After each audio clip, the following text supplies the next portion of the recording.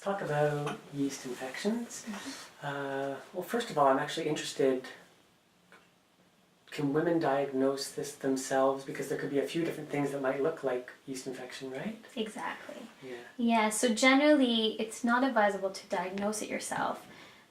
Although there are some telltale signs of a yeast infection, they can be easily confused with other conditions, such as bacterial vaginosis or STI, which is a sexually transmitted infection, as well as other bacterial origins and things like that. So it's really important, specifically for recurrent candida infections or yeast infections, to make sure that you're diagnosing it correctly, to prevent things from reoccurring as well. Okay, so that's when they can come in to see you, and you can fairly easily figure out which one it is, or is it a challenge? Or? Yeah, so it's definitely a detailed history. Yeah.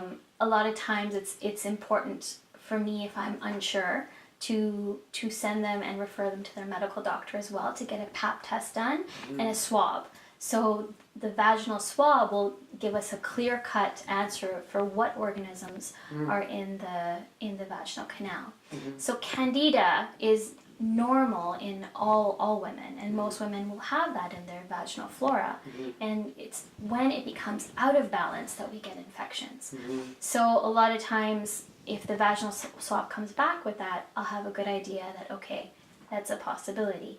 But you do need the signs and symptoms to know too, because sometimes the swab will be positive, but there may not be signs and symptoms, because it's part of the normal flora as well. Okay. Yeah. Okay, so what do you do when you have diagnosed a yeast infection? What can they do about it? So there's lots that you can do. At home, basically, they can follow a low sugar diet, low carbohydrate diet, because sugar feeds yeast. So that's one of the main things to be aware of when you have yeast infections, especially recurring yeast infections. So following an anti-candida diet for a short time. How long? So anti-candida diet is very restrictive. So this is something that I usually recommend to my patients for acute symptoms, when they're actually experiencing the symptoms. That can be really helpful. But on a day-to-day basis, avoiding sugar is usually the best benefit. And the reason why sugar is usually the best benefit is because sugar depresses the immune system. So a lot of times there's a candida overgrowth because your immune system is not strong enough and you don't have enough of the good bacteria to offset the candida, and that's why it overgrows. So making sure that your immune system is strong and not feeding the candida with sugar is going to help with that. So dietary changes are really important for something that they can do at home, as well as avoiding things that are synthetic origin. So making sure you're wearing cotton underwear and favoring unfragrant soaps and pads over tampons and things like that. Natural cotton pads are better. So avoiding anything that's going to irritate the area and cause it to increase the risk of an infection. Okay. And then on top of that, what would you do that can really help them overcome this? For sure. So when people come in with yeast infections, usually some of the things that I will recommend are having garlic in the diet, because that's antifungal. That's something dietary, but there's much more that you can do botanically with different botanical herbs. There's a bunch of suppositories, if indicated, that can be helpful in treating acute conditions. So these are things that you use for an acute condition. But as a naturopathic doctor, I want to see what's causing it to begin with. Why does somebody continue to have yeast infections? Most women, about 75% of women, will have a yeast infection once in their life. Is that something to be overly concerned about? Probably not. Right.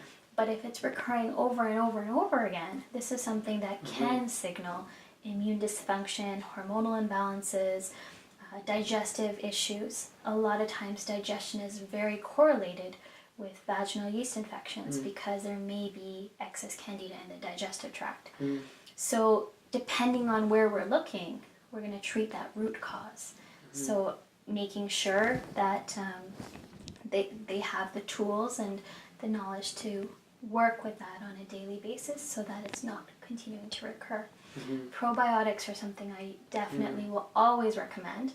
but it's important they're getting the right type of probiotics. So there's so many different strains of probiotics, and that's our good bacteria. But there's different ones that have been researched to be more effective in yeast infections versus some other type of infection. So educating my patients on which probiotics they would need and using them both orally and vaginally sometimes is important. So it depends on where we're at and going through the history and determining what is best. And they can expect, is it something you feel pretty confident that you can help get rid of recurring yeast infections? For sure, Yeah. So the good thing about natural therapies or naturopathic approaches compared to something, say, over-the-counter antifungal medications, which are prescription, or something like Monistat, which you can buy over the counter, the natural therapies actually work against the resistant strains. So a lot of times, and they don't have many side effects, and a lot of times the conventional treatment, the prescription drugs will have side effects. Although they are effective, they'll have side effects that most people are not wanting, and it can be hard on the liver as well. And wouldn't most of the prescriptions be more focusing on just killing the yeast instead of changing the environment? Exactly. Yeah, so that's exactly it. So it's working on a symptom basis more so, and they're not always effective against the resistant strains. So with naturopathic support, you're doing the symptom approach too, because you want to get rid of it. You want to get rid of it. It's not comfortable.